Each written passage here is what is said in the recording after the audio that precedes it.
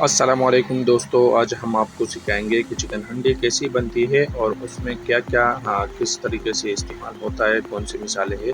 لیکن ویڈیو آگے بڑھانے سے پہلے سب دوستوں سے گزارش ہے کہ ہمارے چینل کو سبسکرائب کریں، اگر ویڈیو اچھی لگے تو دوستوں کو ساتھ شیئر کریں، لائک کریں۔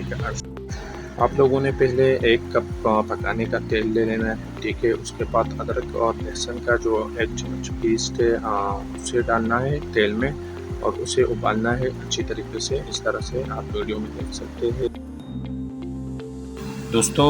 اس کے بعد آپ نے 1 کپ پیاز پیسٹ ڈالنی ہے، ٹھیک ہے، برتن میں، اور اسے بھی اچھی طرح سے ادرک اور جیسے لہسن کا پیسٹ آپ نے پکایا تھوڑی دیر کے لیے، اس طرح سے اسے بھی مکس کر کے اس کے ساتھ پکائیے۔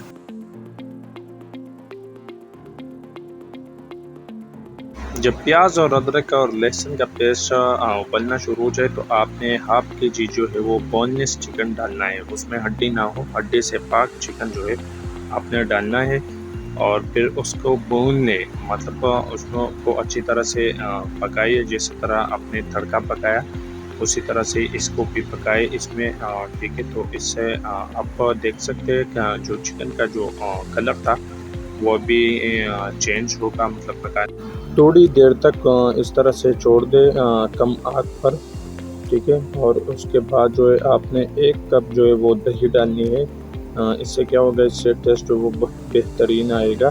نمک ڈالنا ہے آپ نے حسب ذائقہ، اور کالی مرچوں کا پاؤڈر جو ہوتا ہے وہ ڈالنا ہے اپنے 1 کپ، اور گرم مسالہ ڈالنا ہے 1 چمچ، اور 1 چمچ جو ہے آپ نے دھنیا پاؤڈر ڈالنی ہے۔ تو اس کے بعد ناظرین کرام آپ نے پھر سے جو ہے وہ دہی اور اس مسالوں کے ساتھ آپ نے پھر سے جو ہے وہ بھون لیں، مطلب پکائیے تھوڑی دیر تک۔ آپ دیکھ سکتے ہیں جیسے مطلب مکس کر رہے ویڈیو میں ہم، تو آپ نے بھی ٹھیک اسی طرح سے اس کو پکانا ہے، ٹھیک ہے۔ اس کے بعد آپ نے تقریباً 10 منٹ تک اسے کم آگ پر چھوڑ دینا ہے، ٹھیک ہے۔ جب آپ دیکھیں گے تو چکن کا جو کلر ہے وہ بالکل چینج ہو گیا ہوگا، تو آپ نے 1 چمچ مکھن یا دیسی گھی بھی اس کے جگہ جو ہے وہ استعمال کر سکتے ہیں، ٹھیک ہے، اور 10 منٹ تک اسے پھر پکائیے۔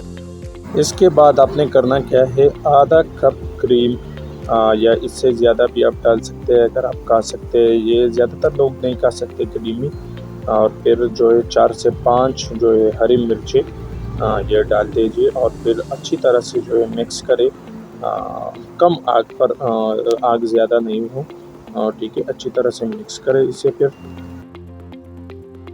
اب اس پر سر رکھے اور 5 سے 6 منٹ تک اسے کم آگ پر جو ہے وہ چھوڑ دیں، اور یہ لے جناب 5 منٹ کے بعد آپ کی چکن ہنڈی جو ہے وہ بالکل تیار ہو گئی ہے، بہت ہی کریمی، بہت ہی اسپائسی، بہت ہی مزیدار اور اچھی طرح سے پک گئی ہے۔